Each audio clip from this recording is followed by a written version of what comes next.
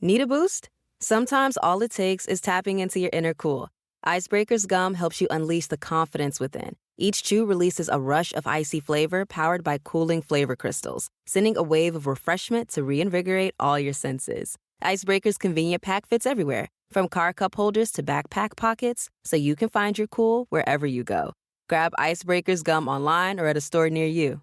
When it comes to online college, Southern New Hampshire University is so good, it's scary. Listen, the facts don't lie.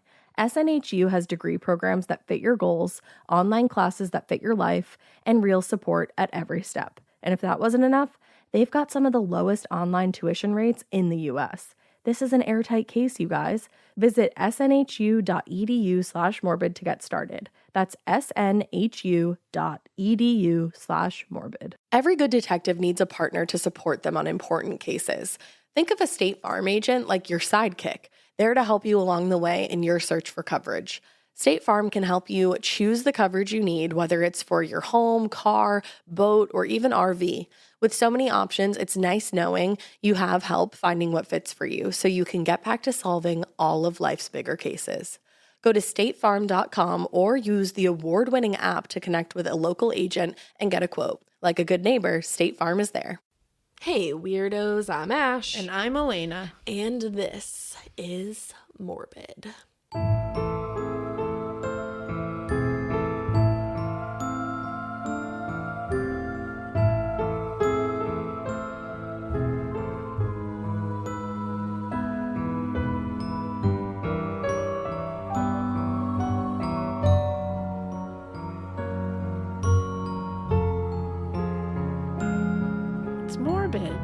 It is. It's morbid in the afternoon. It's always gonna be. Always has been. Yeah. I was trying to come up with wow. the, will forever be that bitch thing, but I think I've been saying that a lot lately, and it just didn't enter my brain. It's okay. We didn't get coffee today. We did not. We're in the afternoon right now, which is a weird time to record. We usually don't record in the early afternoon. No, it's usually in the actual morning when we've each had a hot coffee and then we go get our ice together. Yep. And we didn't go get our ice together today. Did not. And that's how our morning went, guys. Throwing the day off. But you know what? We're feeling good this week because we didn't want to give you guys a lag when we were transitioning over to the Wondery platform. So we ended up doing it got so confusing for us which episodes were coming out when. I think we recorded 4 episodes the first week, and then I think last week we did 6. Yeah, it was we overshot it, which I guess is good. Yeah. But it was so chaotic, and both of us were so stressed out. Oh my God. But it happened. We were able to get them out, which is great because we just our biggest thing was we told you weren't getting a lag between the weeks. Mm-hmm. And we did not want to fuck that up. No. So we feel good that we did not. Hopefully you guys felt everything was good with that. And we feel good today. We do. Because we're on a schedule now. That's the thing. It feels good. I thrive on a schedule, but I never realized that until I'm on a schedule and I can look back at Chaotic Ash and be like, girl, just get you a schedule. What are you doing? Oh my gosh, come over here. What are you doing over there? Come sit down and schedule things. That's where we are right now. I love a schedule and a deadline, but we've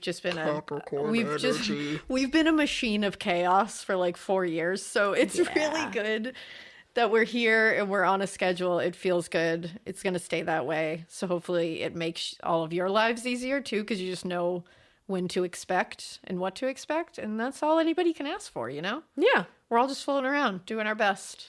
We're all just fucking stardust. Yeah. So everybody just be fucking nice to each other. Yeah. Because is that so hard? Nothing matters. So... Oh, what's the TikTok thing that's why you working so hard? The world is ending. That was stuck in my head all last week, and I literally was you are working so hard, and the world is ending. Yeah. So what are you doing, girl? And I also had that TikTok sound stuck in my head, which I think was the universe or my brain trying to go into self-preservation mode. Yes. Because I was really stressed out, and all of a sudden my head started doing the TikTok song that was... bitch, you doing a good job. Bitch, you doing a good job. And I was thank you. And randomly, brain. You would just sing it out loud, and I was I thought you were singing to me, and I was thank you. You're singing to each other. Yeah, I think it's everybody's just, we're all going through it together. So I think everybody could stand to be kind to each other, is all I'm saying. Like on TikTok, I have like so many favorite creators, and every now and then they'll post a video just like so down in the dumps and like talking crying. about, crying and like talking about just the hate that they receive. And I'm like, you do not deserve that. No. Like, and just No one nobody really does. deserves that. And so, it's like, ugh. it's a lot of really shitty energy that's being, which I guess is only going to affect the people doing it, really. Like, that energy is only going to shit all over your karmic bank there. Take it from Elise Myers. Just don't receive it. That's my TikTok queen. Yeah, I think we mentioned her a lot, but guys, go follow her on TikTok. Especially if you need a boost of serotonin, which I think everybody does right now. Oh, yeah. If you take a little dip into like the internet, everybody needs a boost of serotonin. If you just like turn on the news, go on the internet, go outside, you might need some serotonin. You know what's weird though? I've noticed, and like we'll get into it, don't worry, but we're here. Just wanted to share a little, like, you're doing great. Everybody's doing great. You're doing the best you can. Fuck yeah. Don't let anyone tell you you're not doing enough or you're not doing the best that you can. You're doing fucking great, okay? Yeah, and why are you working so hard? The world is ending. But what I've noticed is people have been, like, in real life, like outside in the world, people have are like so nice lately. I feel like I've seen a lot of better stuff in the world. People are great out in the world. Yeah, it's really, so I think like social media and stuff will give everybody kind of like a skewed view. A really toxic view of everything. But like, go out, and if you like chit chat with people, you'll be like, oh, okay, this is what it is. Yeah, everything is all right. Yeah, it's like that. It's that really focused shit view that the internet will give you that can make you feel like shit. But yeah. But, and again, this is like for everybody, because I just keep seeing like other creators and like, and just people in general, like having really bad experiences, and I feel bad. It just sucks. It does. Yeah. Just like hug someone you love. Yeah. Tell somebody that they're doing a great job today. Tell someone you like their outfit. And we're not talking about us. Tell somebody, like anybody, that they're doing a great job. At the gas station. Tell a mom or a dad. You know doing what, a great too? job. You always laugh at me. Waving at somebody and smiling at them can change their entire fucking day. I really will tell can. you, it's true. Or like tip extra if you're able to, like for a service person. Yeah, you know? if you just happen to like have a week where you have the extra, and you're like, you know what, this person did a great job, and I'm just gonna make their day. Yeah.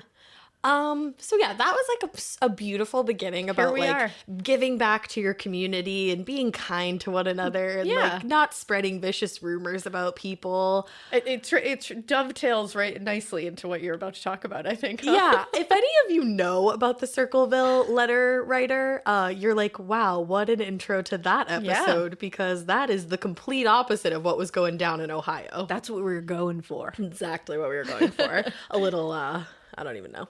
A little, you know. A little just like, what the fuck ever. You get it, because you're doing a great job. You are doing a good job. You are. All right, so let's get into it. Let's talk about Circleville, Ohio. Let's talk about it. It is a city in Ohio, and it's about 20 miles south of Columbus, Ohio.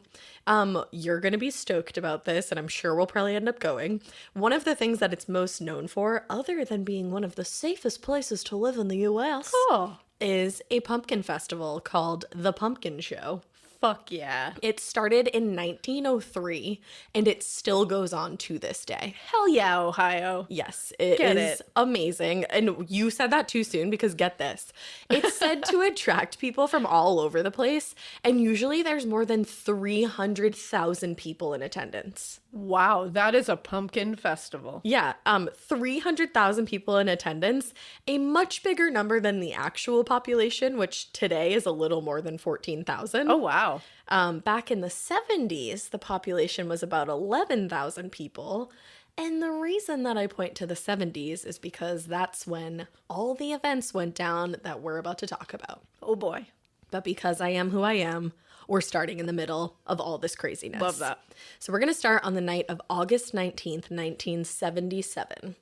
A 35-year-old man named Ron Gillespie was found dead not too far from he and his wife's Circleville home.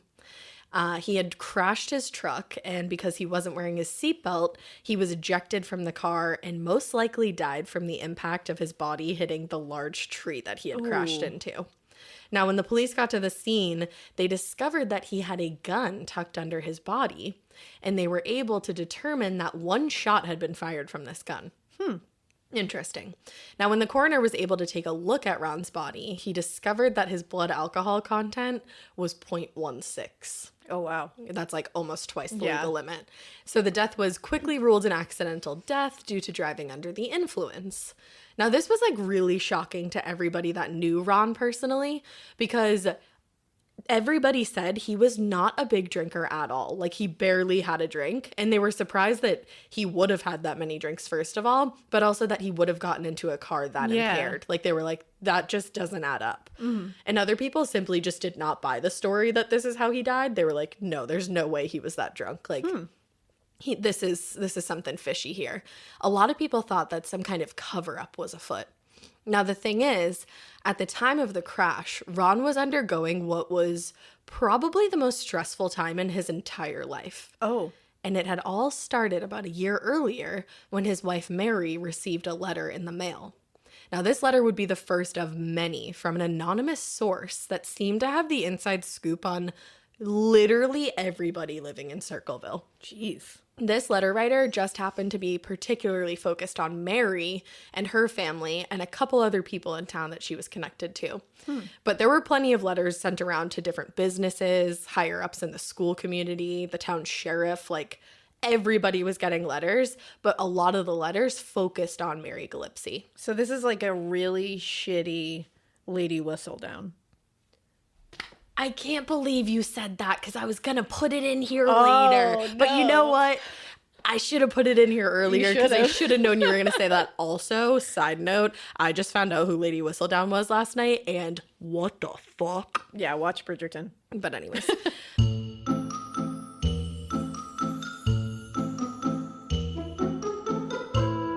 Have you ever seen somebody wearing a colorful pair of flats and you thought to yourself, oh my God, where did you get those? I need them on my feet right now. I'm going to take them off you. No, I'm just kidding. They might have been Rothys. Rothys are the perfect shoes for commuting, traveling, existing, living, breathing. Everyone notices them. They are known for their chic pointed toe flats, but guys, that's really just the beginning because they have tons of iconic head-turning designs in bright yet sophisticated colors. Plus, Rothys work great with every single outfit. You can wear them with yoga pants or you can dress them up for a night out. They are insanely comfortable. They straight up feel like slippers. And as soon as you take your first step in your first pair, you're going to say to yourself, that's more like it. And get this, they also take sustainability to the next level. All of their products are knit with thread from plastic water bottles, and they've repurposed around 125 million water bottles so far. Rothys are, first of all, super duper duper duper duper cute. I have a pair of cheetah print ones. I have a pair of black ones that have the Mary Jane like tie across the middle, which I get complimented on those every single day. And I also have a pair of red ones for when I'm feeling spicy. But okay, we know they're cute. Let's talk about how they feel on my actual foot kebabs. They are the most comfortable shoe that I have ever worn in my life. I'm not lying to you. I would wear these every single minute if I could. You know how like you get a new pair of flats and you're like, oh my God, this first week of these flats are going to be hell on earth. I'm going to have blisters everywhere. Nope, not with Rothys. And you can even throw them in the wash if you step in a puddle or you step in some mud or you step in something that you didn't want to step in. Or if you have stinky feet like me. But your new favorite shoes are waiting. Discover the versatile styles you can wear absolutely anywhere and get $20 off your first purchase at rothys.com/morbid. That is rothys.com/morbid for $20 off your first order.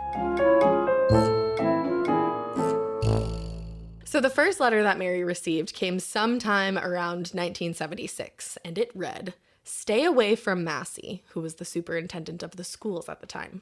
"Don't lie when questioned about knowing him. I know where you live. I've been observing your house, and I know you have children. This is no joke. Please take it serious." Horrible grammar. That's also really fucked up. Everyone concerned has been notified, and everything will be over soon. My God. Like, how creepy is that? That's terrifying. I know you have kids. I've been watching your house. Like, stay away from the superintendent of schools because I know what's going on.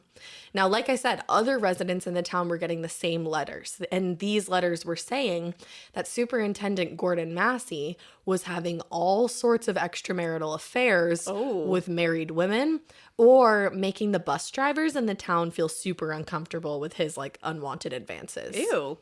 Yeah. So at first you're like, okay, this letter writer is like Vigilante right here, but it gets not great real quick. Okay. So the letter writer threatened that if their warnings were not heeded, then people were going to be sorry. They wrote, "You have been watched. Failure to comply and you shall suffer. No one can help. No one can protect you. Obey, obey." Also, what, like, over the top, the way they're talking. It's like, Yeah. okay, like, you shall suffer. Like, okay. It's so performative. We get it. It really is.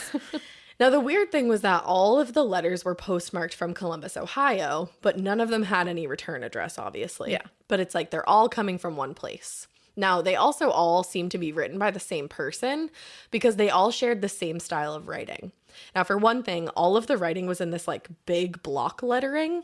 And this person really loved to use a colon like all over the damn place. For the rest of the letters, I'll tell you where the colons I are. love a colon. They also seem to use incorrect grammar from time to time throughout their writings. But the investigators weren't sure if this was on purpose, Ooh. like somebody trying to come off less educated than they were, Yep. or if this genuinely was just how Bad this person grammar. knew how to write. Yeah. So, who was Mary Gillespie? Who? She had met her husband Ron while they were in high school. They were high school sweethearts. Adorable. And obviously their relationship continued well after that. By the time the letter started, Mary and Ron had been married for quite some time. They had 2 daughters together. Now, interestingly enough, she herself was a school bus driver. And like I said, throughout the letter writing time period, even though the letter writer knew shit about other people, Mary was the main target. The letter writer was insistent that she needed to end her affair with the married school superintendent or things were going to get bad. Now, if you thought that the first letter was really creepy, more just kept on coming. One of the second letters read, quote, "Lady, colon, this is your last chance to report him, colon. I know you are a pig and will prove it and shame you out of Ohio, colon. A pig sneaks around and meets other women's husbands behind their backs, causes families and homes and marriages to suffer, colon." And then it like trails off. But What the fuck? That's a lot of colons. That's a and lot of weird colons, man. You're not introducing any lists. You're not No. conjoining any sentences. Like, you are not hooked on phonics. My dude, what is going on? Calm down. Now, this time, the letter writer warned that if she didn't tell her husband Ron the truth about her affair, then they were going to do it for her. So Mary at first tried to keep the letters to herself. She was like, I don't really want to bring these to Ron's attention because, I don't know, maybe they'll stop. Maybe this person will get bored. And she was adamant, though, through the entire saga that she and Gordon Massie were not having an affair. So she probably also was like, why am I going to upset my husband when this isn't even true? Yeah.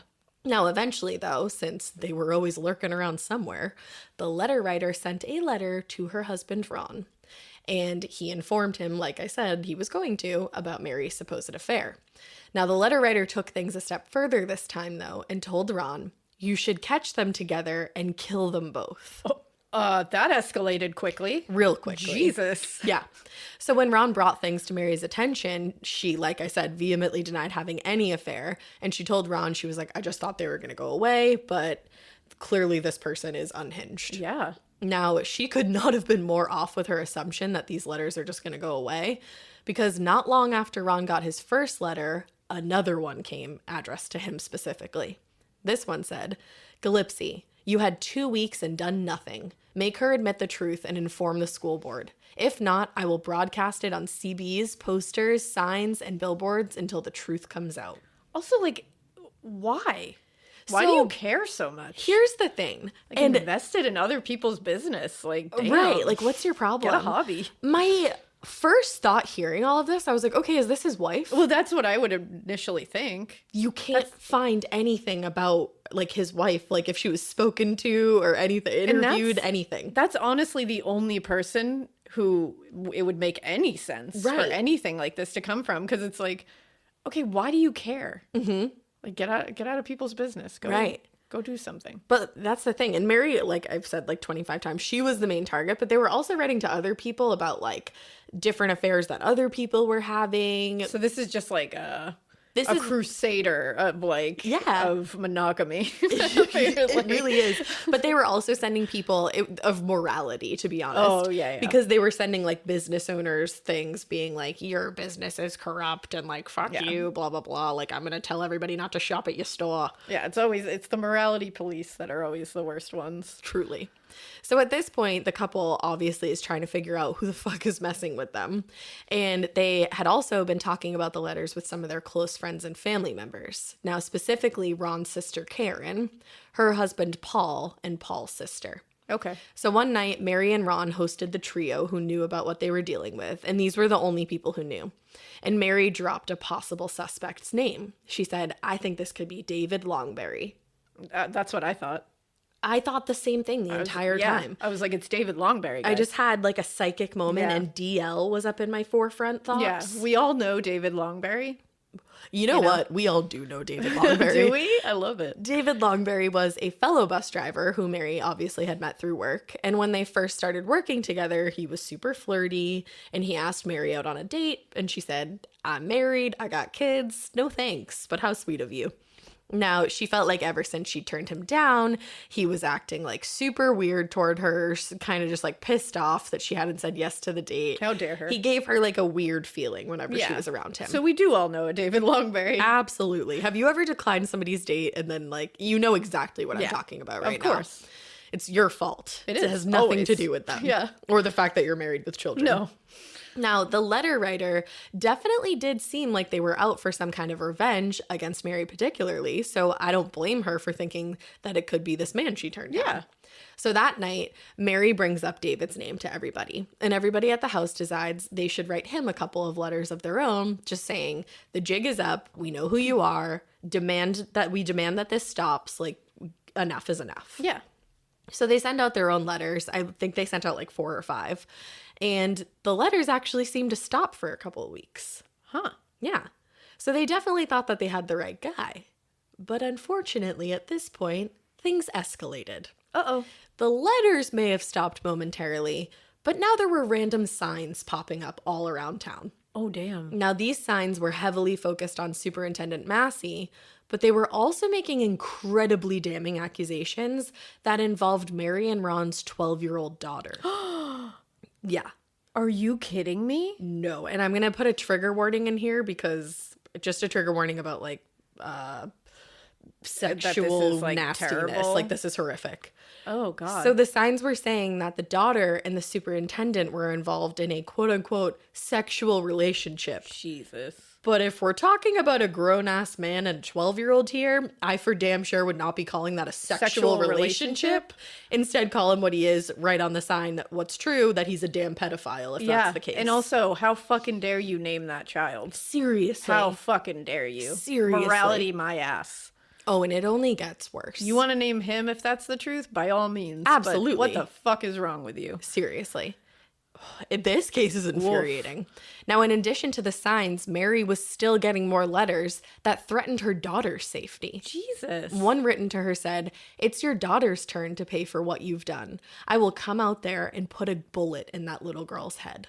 I have goosebumps reading that. I was just going to say, that just made my heart drop. And can you imagine being a mother and receiving that letter? No, I can't and I won't. No, like, don't imagine that. Because that is a... But what? Can you imagine the kind of monster that you have to be to write those words on paper? I truly can't even, because I hope that I've never met anybody capable of that in my life. Like, Jesus. Or even know about anybody.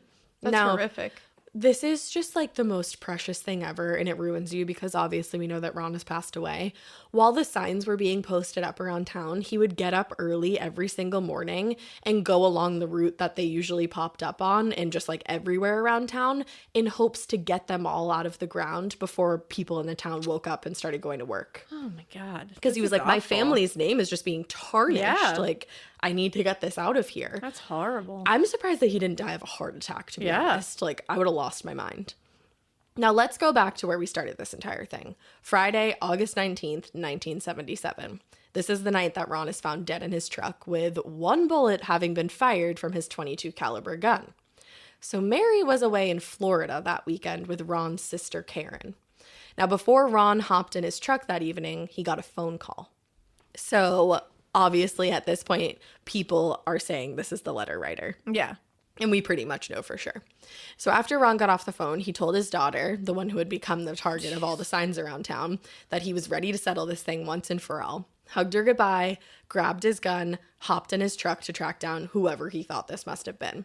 I'm not sure whether he thought it was still David Longberry or not. If that's still the guy that he was looking for. And you know what's frustrating about this is like it was in the 70s. So it's like, Can't if trace it the phone happened call. now, one, you could trace the phone call, and two, there's cameras everywhere. Oh, yeah. You would catch this fucker in a second. Exactly. Because you can't just like be posting shit around. You're going to get caught on camera. Well, and that's the thing too. Like the police were working with like the U.S. Postal Service and all this stuff, and they couldn't figure it out. Yeah. And it's like now this would not be able to really happen. No, definitely not. It is weird to me, even like back then, that this could happen because it wasn't that long ago. No, like, it really wasn't. The police working with the USPS, you would think that they would be able. I mean, I know, the that's hard, though. The case you just covered, they just like fucking went to the post office. I But know, they that's just, because it was the only post office. It literally was. They were like, here's the one post office in the entire county. But wouldn't you think that like you could just like stake out post office locations in Columbus, Ohio? I guess. But And like, I don't know, lock up the mail thing. yeah, I don't know. It's That's difficult. a tough one. But it's weird because we're going to get into it later. But some people think that like this was covered up in a weird way. okay. Like there was weird goings There's on. conspiracy theories. Yes. So who knows who he thinks this is, but he's ready to end it all for this person. Yeah. Now it's important to note here that the letter writer had previously written to Ron that his red and white pickup truck was being watched.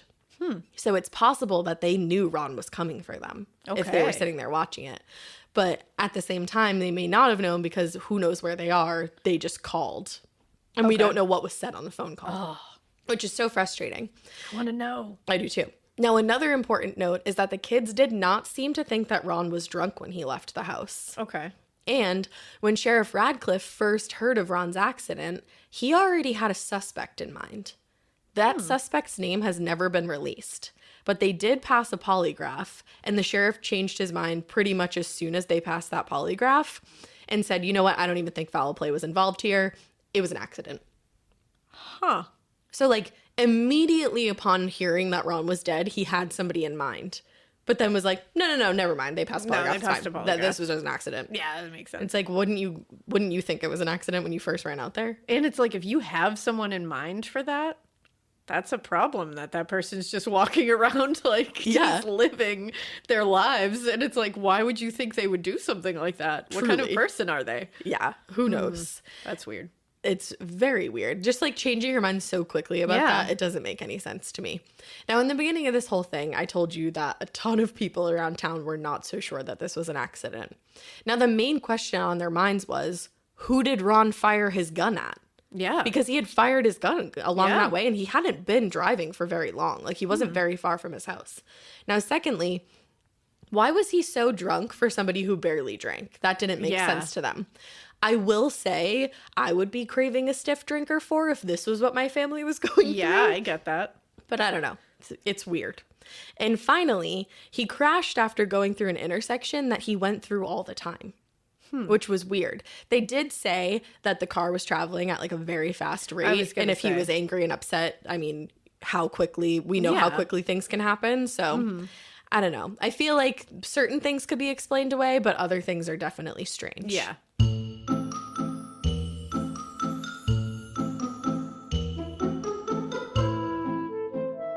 For all your summer travels, whether you're going abroad or you're staying domestic and want to immerse yourself in another culture, now it's the perfect time to start Babbel. What's Babbel, you ask? I tell you.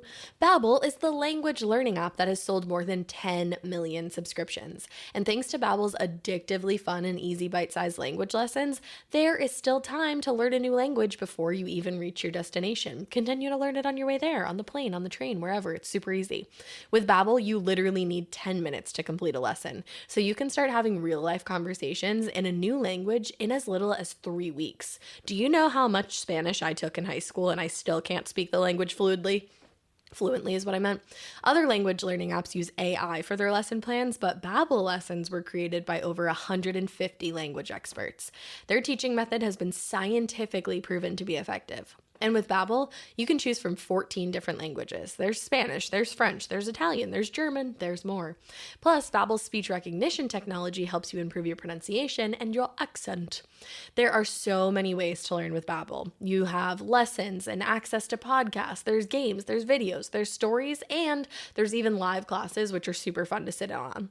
Plus, it comes with a 20-day money-back guarantee. So start your new language learning journey today with Babbel. Right now, save up to 60% off your subscription when you go to babbel.com/morbid. That's babbel.com/morbid for up to 60% off your subscription. Babbel, language for life. Now, after Ron's death, the suspicion that the sheriff was involved in some kind of cover-up was only heightened when letters started up again, and everyone in town started getting these letters saying that the sheriff was orchestrating a cover-up. Oh. Now, this next shit I'm about to tell you is probably not going to blow like your entire mind, but the way in which the two people involved explain the circumstances just might blow your mind. Okay. So shortly after Ron's death, Mary Gillespie and the superintendent there, Gordon Massie, went public with their relationship. Oh. The catch, though, they maintained that they had not been involved in a relationship during the time that Mary was with Ron, but instead got together afterwards. Okay. Like, do you think that we're dumb or do you think that we're stupid? Okay. I cannot even.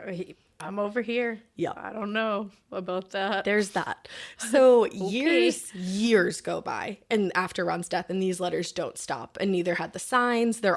Everything is everywhere all the time. That is chaos. Pure chaos. And the letter writer, sign poster person is getting more and more clever with their mind games.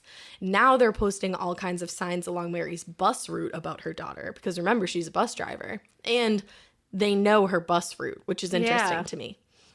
Now, they're posting them about her daughter. They're posting them about the sheriff and, like, all the shit he's involved with. They're saying different stuff about the coroner who ruled the death an accident. Oh. They're saying stuff about the superintendent. Just all kinds of gossip posted along Mary's route. Damn. So one day, February 7th, 1983, Mary has had enough of this shit. And she approaches a sign that says something horrible about her young daughter. I'm not repeating it. Thank you you for can look not. it up if you want to, but I'm good. that's for you to do and not for Yeah. me to tell you. I'm good. It's horrific. And it was a big sign that said something, and then all along the post where they like stuck it into the ground, it had the same lettering and said all kinds of different stuff. So this person is unhinged. Yeah. I mean, we already knew that, but, like, it's like on a galactic level. Mm-hmm. And to do this long, it's like, damn. I know. So she slams on her brakes, she marches over to the obscene sign, and she tears it down. Now, as she's doing so, she realizes that there's some kind of box attached to the back of the sign and that it's been tied on with some kind of twine. So she just rips the whole thing down, sign and all, and takes it back to the bus. The bus was empty. There was no kids in it. But just imagine if you were on this bus. Like, You'd be like, what the fuck? little kid me loved this shit. I would have been like so ready You'd to been like, soak what this is tea going all up. on? I would have been like on my Harriet the Spy type shit. Oh, yeah. So she can't get the box open when she's on the bus, so she brings it home. She brings it home. She's still having trouble because it's sealed with some kind of glue that like is like impossible to get through. But finally she gets it open. And when she does, inside the box, she sees that there's a gun. And the twine was wrapped around the trigger. So this was a booby trap. It was supposed to go off. When you said like she took it back home and she was opening it, I was like, don't open that. Bring that to the police. Yes. Just a note here, if this ever happens Never to you, open that. don't open anything. Bring Yeah. it right to the police. Because I was like, I don't know what's in there. No. Like, something's coming out of there. Something There's terrible. no way they're just leaving you something. It's No. like, no, this is going to be bad. This is not a present. Oh. So immediately she hops in the car, gun-filled box alongside her, and straight to the police station. Now at the station, the officers are like, yeah, this is some kind of like intricate but horribly set up booby trap that was basically supposed to go off as she was pulling the sign down. The string was kind of maneuvered around the trigger so that if When she had she pulled it pulled it down, down. it would have gone off. And it was right about like her upper chest head area, so she would have been killed instantly. Holy shit. Mm-hmm. And he put it on like the most obscene sign, so he knew it would probably be the one that would Right. make her rip it down. And it was probably like toward the end of her bus route as well, because there was all these signs leading up to it. So it's just this like epic buildup. Oh my God, this is horrific. Just the fact that this is a real story, And like that I kept humans having are this way, like that's really woof. That's the thing. Like I was like researching this a ton, and just I kept having to remind myself like this isn't a book or a movie. No. Like this is a real life true crime wild. case. Like this is one of the craziest ones we've done. Oy. It reminded me of the Watcher House, but like on another level. Yeah. So yeah, the fact that the gun didn't go off is absolutely miraculous. Like, can you imagine? Yeah. So another lucky moment came when investigators started examining the 25 caliber handgun. It was sent away to a forensics lab because although the serial number had been somewhat filed off, the police were pretty confident that whoever had tried to do so had done a shit job and they were going to be able to lift the number. And they were. Of course. When they did determine the serial number and plugged it into the gun database. The gun database. You know, that database. It came back registered to a man who worked with another man that Mary knew quite well. Do you have any guesses? Okay, so it must be a man who works with Massie there? No. No. The gun was registered to a work friend of one Paul Freshour. I wouldn't have. Yeah, you never would I have was guessed going to that. say, I was just trying don't to throw know you that off. one. Okay, I was like, wait, did I miss something? We know Paul, Mary's former brother-in-law. Oh. He was there the night that everybody was writing those letters. Oh, yes. Okay. Okay. Yes. So I did. So the man who worked with Paul, he said that he sold Paul the gun a while back. Now, by this point, Paul and Ron's sister Karen, some of the people who knew about the note, they had gone through a nasty divorce. Oh. Karen had allegedly cheated on Paul, and in the divorce, she lost like everything. Paul was awarded full custody of the 3 kids and got to keep the house. Whoa. Now, these days, Karen was living in a trailer in Mary's backyard. And when the police questioned Karen, she confirmed what they suspected was true. It had been Paul all along. What? She told them that the reason why they were divorced, like part of it, was because he had been abusive toward her. And also that the letter writing had taken a toll on their marriage. Yeah. It would do that. It would. Now remember, her brother died. Ron is her brother. So she told them that she'd found one letter ripped up in their toilet. And when she tried to piece it back together again, all she could make out was the name Gillespie. Now, once she found that letter, she obviously starts snooping around the house trying to find more. And sure enough, she finds what she's looking for. The only problem with that, though, was that when the police asked her if she could hand over one of the letters, she told them that she was not going to be able to because she had gotten rid of them once she found them. Uh-oh. Sus. A little bit. Now, something she stressed to the police was how much Paul's view of Mary had changed once Ron passed away and Mary started dating Superintendent Massie. Karen said that before Ron had passed, Paul like really idolized this couple, but that once Ron passed away, the view seemed to shatter. Now, in my opinion, this was Karen's way of emphasizing to the police how things had escalated to this point of wanting to kill Mary. Yeah. Now, when the police went out to talk to Paul, he was fucking shocked, but he was also extremely cooperative. He explained to them that his gun had actually been stolen in the weeks prior to the attempted murder, and that he had absolutely nothing to do with said attempted murder. So he let the police search his home and his car, and neither search really turned up any kind of anything, no letter, no damning evidence. But there were some things for Paul that did not look so great. He had taken off work on February 7th, the same day that Mary found the booby trap. He said that he had a solid reason for taking the day off. He was having some work done to his house and he needed to be there for it. And his neighbors were willing to confirm his alibi. But that was not the only whammy against Paul. The box that his gun was found in was a box that he would have had easy access to at his job. It was this large box used to hold like a shit ton of chalk, but they were often used in his building. He worked as a quality control supervisor at a brewery in Columbus. Oh. Also meaning he could have been the letter writer because 1, his job was like not incredibly demanding. He could have written the letters at night, and then leading right into point 2, he could have mailed them out in the morning when he got to work, which would explain why the letters were coming from Columbus in the Ohio. first place. One of the final whammies came when he failed a polygraph. Which useless. on top of everything else, though, it's like, all right, that's a little weird when it's on top of everything else. Paired with everything else, it's weird. Yeah, it's a hot dog in a trench coat, but it's still compelling at the end when you put it against all the other things. I agree. You know? So there were people in Circleville who felt a little bit of ease when Paul was arrested, of course.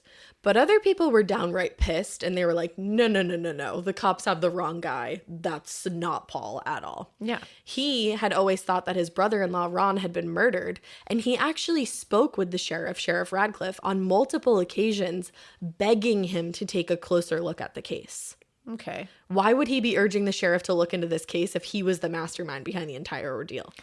The only thing I'll say about that, to be devil's advocate here, is if you are the Circleville letter writer, you want attention. And you are also completely bonkers. Like, there is no hinges anywhere. No. So I wouldn't shock me that somebody that unhinged and that desperate to be relevant and have attention and to like ruin people's lives at the expense of possibly murdering people wouldn't really think twice about being like, oh, I'm just going to pretend that I'm really invested in this and like beg them to open up the investigation, because he probably doesn't give a shit. Right, that's true. Like, he's gone into another galaxy. It's interesting that you say that, though, because a lot of people were like, this, like you were just saying, like the Circleville letter writer wants attention. It doesn't matter at what cost.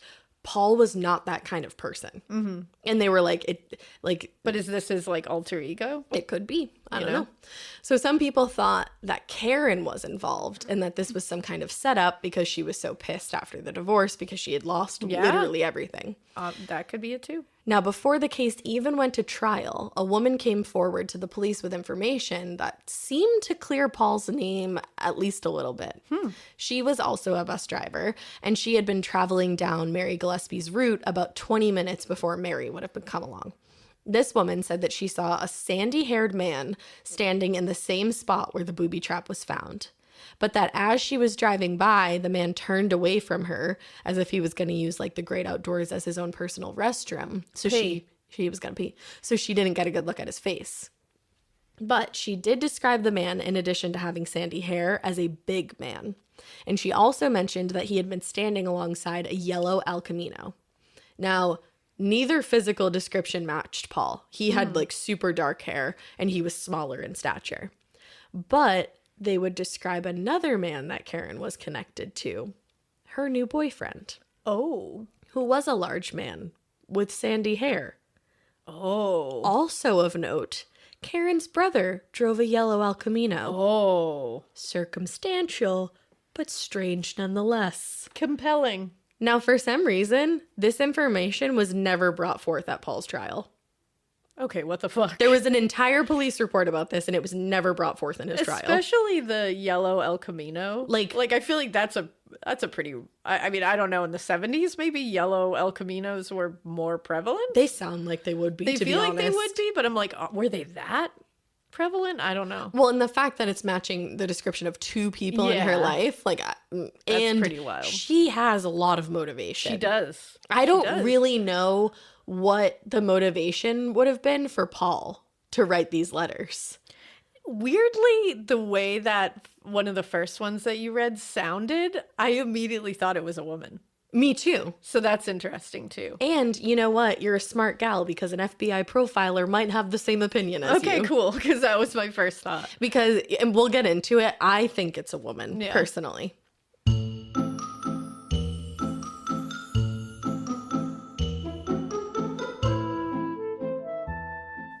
Who doesn't love to live well, to be perfectly at ease in comfort and in style?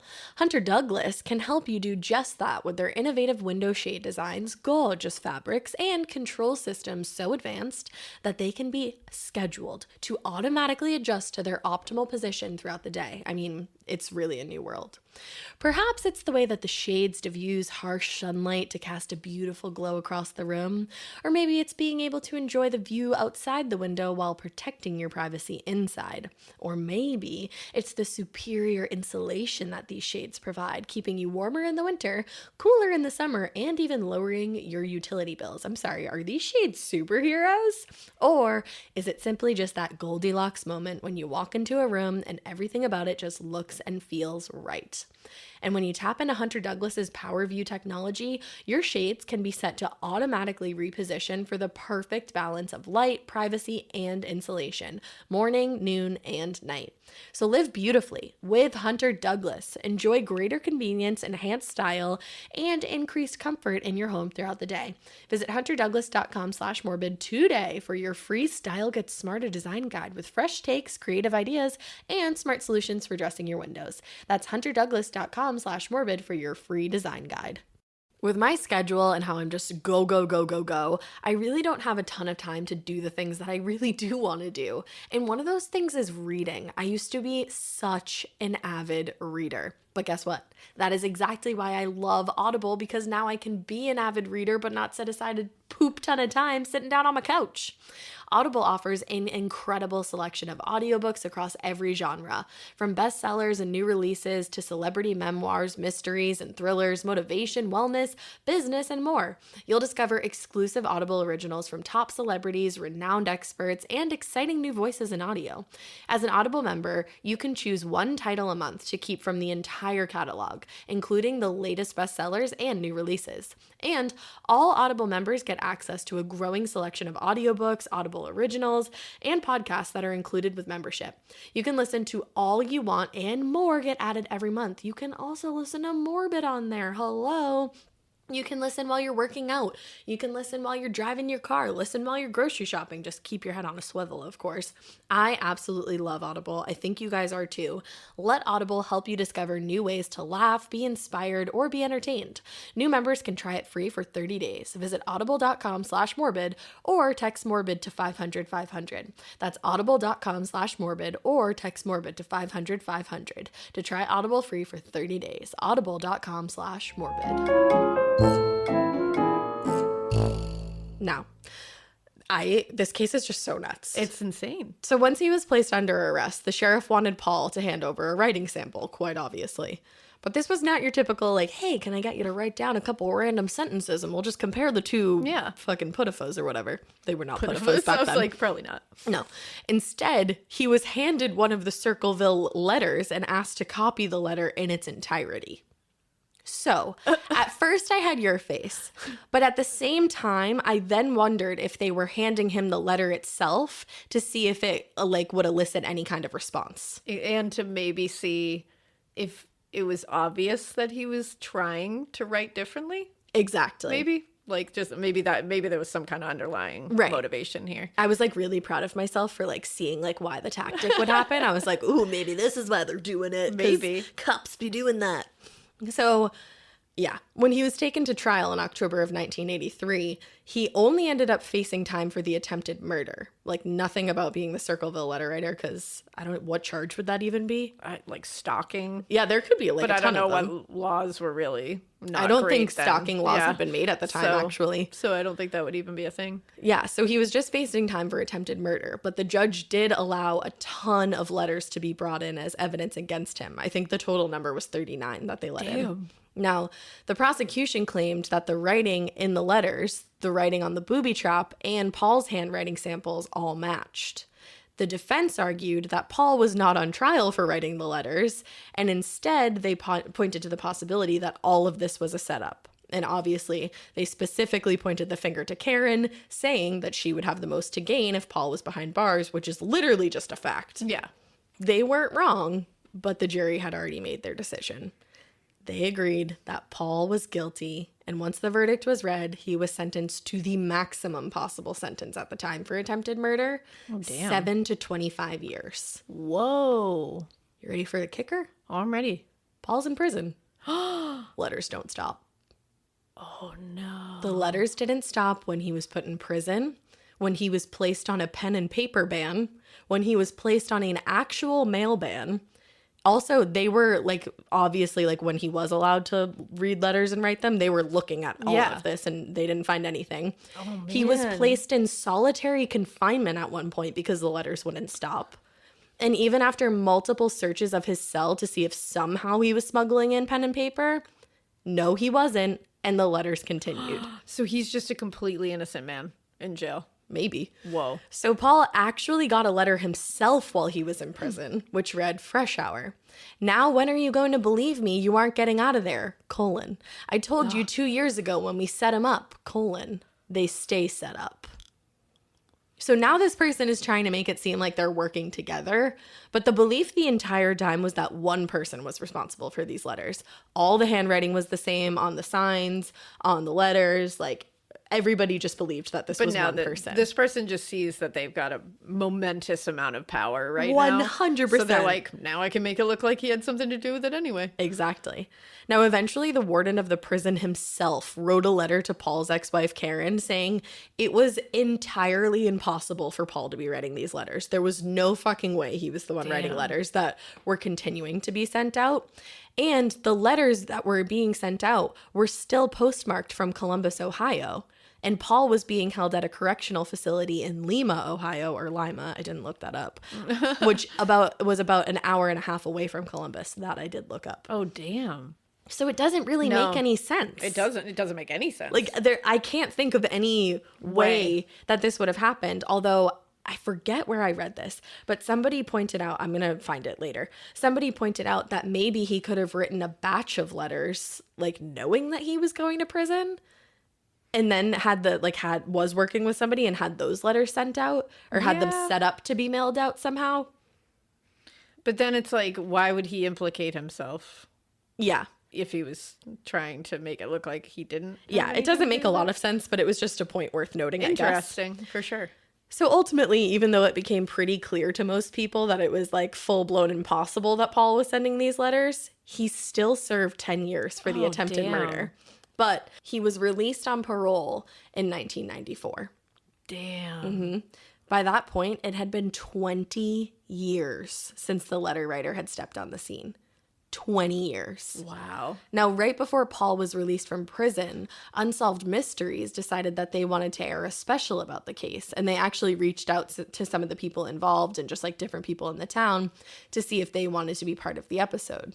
Now, Paul was one of those people, and he agreed to be interviewed for the segment, probably in an attempt to clear his name on like a more widespread level. But right before the Unsolved Mysteries crew was supposed to come down and film, they received a letter from the letter writer urging them not to come to Circleville. The letter read, "Forget Circleville, Ohio, : do nothing to hurt Sheriff Radcliffe, : if you come to Ohio, you El Sickos will pay." What? Which I you was El like, Sickos? why all of a sudden are you saying like El Sickos? Like, that's weird. Now, the Unsolved Mysteries crew, they were like, fuck that. We're not going to let that stop us. This is a great story. We're coming out. Like, you're an idiot. Yeah. So an interesting aside to that story, though, is that there was this family friend of Paul's, somebody named Pam Stanton. And she was also friends with like Karen, like family friends with Paul and Karen when they were married. Yeah. So Pam was interviewed for a 48 Hours episode because they did like a huge deep dive into this case. Great episode. You should watch it. But Pam said that when Karen found out Unsolved Mystery was going to be coming to town, she was pissed about it. And she actually called Pam and told Pam that she should not participate. Really? And Pam also claimed that Karen sat across the street from where they were conducting the entire filming process and watched as people involved in the case went in and out of the building. She allegedly even took pictures of these people coming and going so that she could keep track of who had participated. What? Now, that's just one person's claim, but that's a pretty hefty claim. Damn, that is a hefty claim. Now, another strange theory connecting Karen to some kind of setup against Paul was his missing gun. Yeah. Paul had allegedly told a couple of friends that he believed his own son Mark had stolen his gun. Bless you. Sorry, I sneezed. And they thought perhaps that was how Karen had got her hands on it to set him up. Because when his parents got a divorce, Mark seemed to side with Karen, but people around town said he really didn't have a choice in the matter. Yeah. If he was Karen's son, that was that. Okay. Now, and that's the thing, the family friend Pam said he was either Karen's son or he was Paul's son, as far as Karen was concerned. Oh, wow. Oh, that's so fucked up. Now, a lot of people felt like Mark's death in 2002 gave credence to this theory because he unfortunately committed suicide. Oh. His body was found in the Scioto River in Portsmouth, Ohio. Now, his mother pointed out that he had struggled for a long time with depression and obviously mental illness. And obviously that was just the result of his struggles that he had gone through. But of course, the gossip throughout the town wondered if that guilt was wrapped up somewhere in that depression and that's why this happened. Oh, wow. But nobody obviously knows for sure. Of course. Now, as soon as Paul was released from prison, the letter stopped. Huh. Isn't that strange? That is strange. Weird. He maintained for the rest of his life that he had nothing to do with the scandal or the attempted murder, and he went to the grave believing that Ron Gillespie was killed. He himself passed away in June of 2012. Okay. But like I told you, in 2021, 48 Hours took a look at the case, and they decided to do a little investigating themselves. They talked to a former FBI profiler, a woman named Mary Ellen O'Toole, who's also a redhead, so she's really fucking cool. Hell yeah. Hot shit. Hot shit.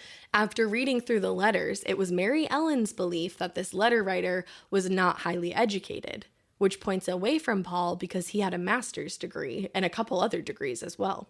Okay. And she also thought that it was possible that the letter writer was a woman who was trying to pose as a man by saying things in other letters. Like there were these ones written specifically to Superintendent Massie, telling him, quote, "Stay away from my girls." And there were other ones where he would be like, "Stop flirting with my girl. Stop making my girls uncomfortable." Like, But then it's like, that's pretty, like, I would say that, like, stay away from my girls. yeah, of Like, course. they're my girls. Like, Yeah. you know what I mean? So that can easily be a woman, for sure. Yeah, and that's what she thought. Yeah. So she also thought that it was possible that the booby trap was actually some kind of setup or was at least set up by somebody other than the letter writer because she thought it was unlikely that the letter writer would, quote, risk exposure like that. Okay. Because this was set up, it seemed to be set up like in the middle of the day. Yeah. You know, like it was along the bus route that she had already gone down that morning and she didn't see it there. Yeah. And then it was there on her way back. Yeah, they would have to stand there and set that up. Exactly. And why would they risk exposure? But then I guess you could say the same thing about the signs that were being posted around town, but maybe it was like the middle of the night. I don't know. It's wild to me that no one staked anywhere out. And Wild. caught this person. Absolutely Like, wild. That they didn't like band together. You would think Like so. you would think they would have like I don't know if like I feel like you should have a town meeting and be like, okay, Yeah, like what are we going to do about this? Who's taking what shift? Who's taking what road? Right. This fucker isn't going to be able to plant anything without us seeing it. That's what you would think. Like I think they need like A tailor. they need a tailor. Unfortunately, they need a tailor from Gilmore Girls to like round up Taylor Dosey. Dosey. I They always forget need his him. last name. They need him to round them up in the town hall meeting. And They do. and tell them what's what. Exactly. Yeah. That's the thing about this case is you're just like, but how did they get away with this for 20 years? That's what's wild Like to into me. the 90s? I'm like, we Yeah. started like doing some shit in the 90s, you know? Yeah. It's just as simple as like you got to organize a Right. bit and be like, here, let certain people are going to say take certain routes certain times, and we're going to always have eyes on this place. But that But might now be you up would to just set up a camera. Now you would totally Yeah. just set up a camera. But honestly, that should have been what the sheriff was doing. Well, that's the thing. This should have been highly organized. exactly. So Strange that he didn't. it's very strange, and I might have a reason for that. Okay. So, or honestly, like a reason against that. Every reason that I find in this case, I'm like, that works for and against. Yeah, that's usually the case with Yeah, these. and that's the thing. Yeah. It's like a double-edged It's so sword. frustrating. It really is. So Mary Ellen thought one thing. On the contrary, 48 Hours also spoke with a woman named Beverly East, who is a handwriting expert and a court-qualified expert witness. Ooh. And a bad bitch. Ooh. They told her nothing of the case, and they just provided her with some of the Circleville letters and then some letters that Paul had written himself. She did find that there were over 100 writing quirks of Paul's that matched the letter writer. Oh. And when you see them, it is pretty compelling. Two pointed out specifically were the way that he wrote the number 3. He writes it almost with like a little tail, like this. Oh, and she was okay. like, it's like he can't decide if it's a 3 or a 2. Yeah. But it's always. And then also the way that he wrote the letter G, it was like he was writing a 6. Oh, okay. And that was in his personal letters and in all of the letter writer's letters. There were patterns in the Circleville letters, though, that did not match Paul's writing. But overall, Beverly said that she was confident saying he was the letter writer. Wow. That's interesting. What else is interesting is that during their special 48 hours investigation, they also learned that Paul's fingerprints had been found on 12 of the letters. What? But the thing is that there were hundreds, if not thousands, of these letters that went out. Why would his fingerprints only be on 12 of them? Maybe he was just careless with those? Maybe. Perhaps? Maybe he wore gloves with the other ones, or maybe He was handed one of them. Yeah. Remember? That's true. I'm like, I don't know how this works. Could they lift fingerprints and put them on somewhere else? Can you do that? I'm not sure how that would work on like paper. I don't I'm not either. Sure.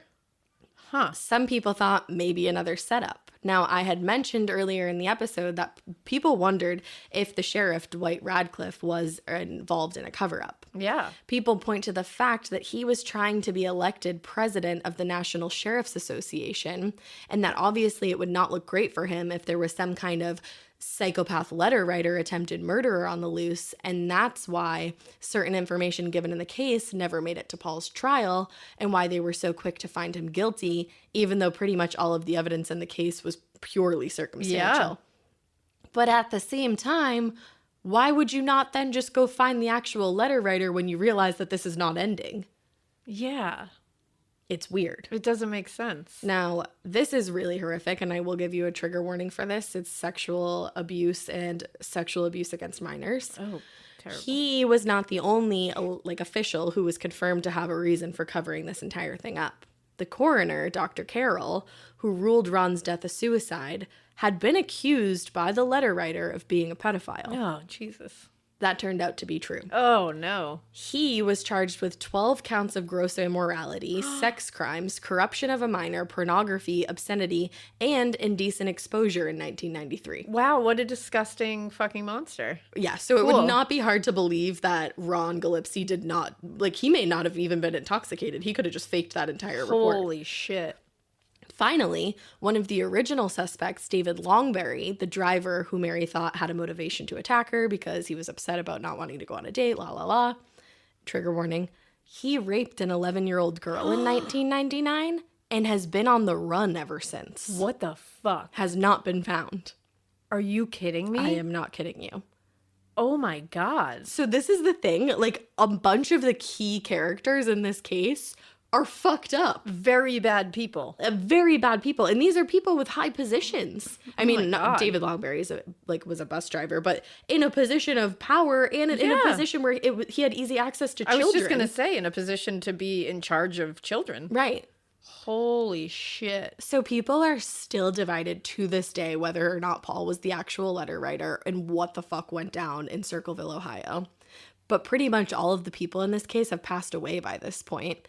And they've never truly uncovered the identity. There's still talk about it. Damn. So I guess all we can hope for is some kind of deathbed confession from somebody who hasn't died yet. That's all you can really hope for, because at this point, you're like, I imagine that the letter writer is dead if they stopped. I would think so. I mean, I feel like death would be the only thing to stop this person. They were like a runaway train there. They really weren't going to were. be stopped by anything. So what do you think? Do you think that the booby trap was the letter writer? I don't. That's hard. I lean more toward the theory that it was a setup. I don't know who set him up, but I lean more toward the theory that it's a setup. This one is really hard for me. What about Paul? What do you think about Paul? That's the thing. This person is so unhinged that's writing these letters and posting these signs that, because at first I was going to be like, wow, that booby trap is a real escalation of what's going on. But then I'm also like, you really got to be tapped to be doing this. Oh, absolutely. And is that truly so much of an escalation with what they're already doing? I mean, they're doing this to a child. Yeah. It's I wouldn't put anything past this person. And potentially may have even murdered Ron Gillespie somehow. Exactly. People are still not sure about that. I don't know. And then Paul, at first I was like, oh, he's the guy. It makes sense. It's his gun. It's it all kind of just went with it. But then, the letters coming while he's in prison threw me off. But then when he comes out, all of a sudden they stop. Right. That's throwing me off. But and then, why would they stop when he got out of prison? Why would he would stop them because he didn't want to go back to prison? But how could he pull off, not having them ever find anything in his cell. That's the thing. It's like he wasn't writing them in prison. There's no fucking way. So that just doesn't make sense unless there's someone else involved here. Yeah, unless there's But where two. did that person go? And the belief from the profiler was that this was one person who wrote these letters. And I believe that the handwriting expert also believed the same thing. Yeah. Which I do too. If you look at the letters, for me, I think it's one person. Yeah. I know handwriting analysis can be a little tricky. Like some people legitimately like think it's like real science, and then some people think it's like junk science. Yeah, it's still hotly debated. So it's like one of those hotly debated things. I don't have an opinion on it. Nor do I. Because I certainly don't know how to look at somebody's handwriting and tell you anything. So I find who the fuck am I to say that it's junk science when I don't know? Yeah, and I can't say it's junk science because I do find it fascinating. It is fascinating, but it's one of those things that you're like, I don't know how much I should take that into account. And you can change your writing so easily. Well, that's the thing. It's like I even change my writing sometimes without even meaning to. Exactly. So it's like, I don't know about that one. And then there's the fingerprints on 12 of the letters. Where the hell did that come from? Because you can't transfer a fingerprint. You can transfer the DNA. So that's But you weird. can't really transfer a fingerprint onto a piece of paper. So that is weird. But The then one at that's the been same lifted time, from something at least. one that's been lifted for something. At the same time, though, who are we to say that like he didn't look through the letters at some point? Yeah, I mean, like maybe somebody was in the room when he was looking through them, but we don't know where that person is or if they ever said, Right. hey, he touched other ones. And he was handed a letter, so Yeah. it's not It's not out of the realm of possibility. like maybe they had a folder of like the 12 nastiest ones or something Yeah. like that. Because again, hundreds of thousands of letters. Like I would, there was hundreds at least. I would assume that there was thousands. Mm-hmm. Why would your fingerprints only be on 12? I know Yeah. you're saying he was maybe careless with those ones, but it's just weird to me. It doesn't make a lot of sense. No, none of it does.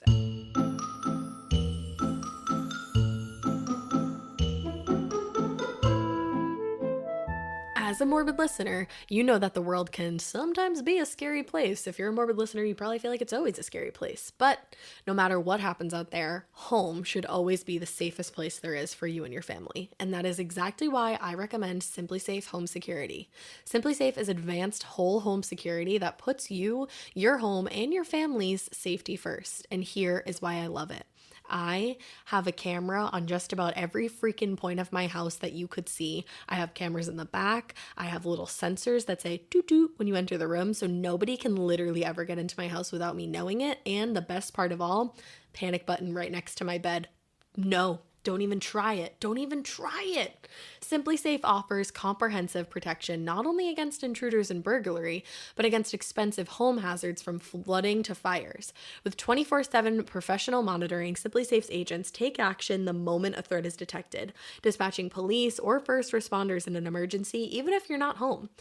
SimpliSafe uses proprietary video verification technology so that monitoring agents can visually confirm the threat in order to get higher priority on a 911 dispatch. Monitoring plans are affordably priced at $1 a day with no long-term contract or hidden fees, because feeling safe at home should not break the bank. You can customize the perfect system for your home in just a few minutes at simplysafe.com/morbid. Go today and claim a free indoor security camera plus 20% off with interactive monitoring. Go to simplysafe.com/morbid. Every time you think you go down a path, something deviates you off that path to be like, no, that doesn't make sense. Right. The main thought that I had was it the superintendent's wife? I believe it's a woman. That never comes up anywhere in this Yeah, whole that's thing. wild. Like I searched through a ton of things and the wife is never brought up. But we are not alone in our belief that it's a woman, because I went on like a ton of like online forums and shit, and a lot of people believe that it's a woman. Yeah, I immediately thought it was a woman. As soon as you started reading them out loud, I was like, I just feel like this is a woman writing. I don't know why. I just got a vibe. Yeah. It was something about the way it was said or what was said. Yeah. I got a little rattled when they started talking about a 12-year-old girl. I was like, ooh, who's this? Like, what? But Yeah. I don't know. There's some terrible women in the world for sure. There definitely are. We've 'cause I was covered like, some of them. Because I immediately was like, well, a woman wouldn't talk about a child like that. But then I was like, no, what the fuck am I talking about? There's plenty of terrible women. Yeah, and the first letter says, stay away from Massie. Don't lie when questioned about knowing him. I know where you live. I've been observing your house and know you have children. This is no joke. Please take it serious. Everyone concerned has been notified and everything will be over soon. Yeah. Like that does sound like a woman to me. And the thing about like ruining families, Right, taking like- other people's husbands, I'm like that rings very like it's a woman. It to me. does. I don't know why. It just does. It does. I definitely think it's a woman. I just don't know who the hell she is. Yeah. But guys, let us know what you think. Do you think that it was a woman? Do you think that the booby trap was a setup? Yeah, what do are you your think thoughts? Paul is guilty? What do you think? What do you think, guys? I have no idea what to think by the end of I this. have no fucking clue. Usually I have one path to go down. I have none. I don't know what this was. This was one of the most interesting cases, though, that I've Yeah. dove into. I was like, huh, Wow, Ohio. wow. And then you're just like, hey, come down to the pumpkin festival. Hell yeah. Which I want to. See you there. Yeah, for real. God, imagine if we find out who the letter writer You guys is while we're there. Oh, that would be amazing. We get pumpkins out of it and like And solve cracking a case. Yeah, and justice. Yeah, Pumpkins and justice. Wow. Who knows? There you go. It's crazy. Pumpkins and justice. Well, we hope you keep listening. And we hope you Keep it weird. But that's the weird thing. You start writing anonymous letters to people and you terrorize their entire family and you say horrible things about children because, like, who the hell are you to do all of that? Yeah, that's gross. Bye.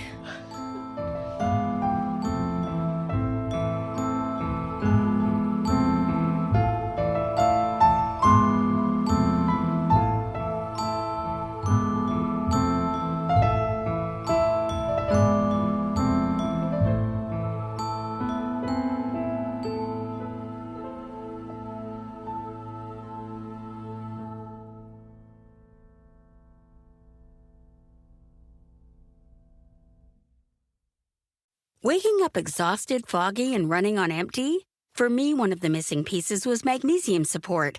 That's why I added Magnesium Breakthrough by Optimizers to my nightly routine. It's a powerful all-in-one magnesium complex with 7 forms of magnesium designed to support relaxation, sleep, stress response, and recovery. If you're ready to feel more rested and have a great summer, go to bioptimizers.com/hags and use code HAGS for 15% off any order. Shipping, billing, admin, payroll, marketing. You're managing all the things, so why waste time sending important documents the old-fashioned way? Mail and ship when you want, how you want with Stamps.com. Print postage on demand 24/7 and schedule pickups from your office or home. Save up to 90% with automated rate shopping. That's why over 1 million small businesses trust Stamps.com. Go to Stamps.com and use code PODCAST to try Stamps.com risk-free for 60 days.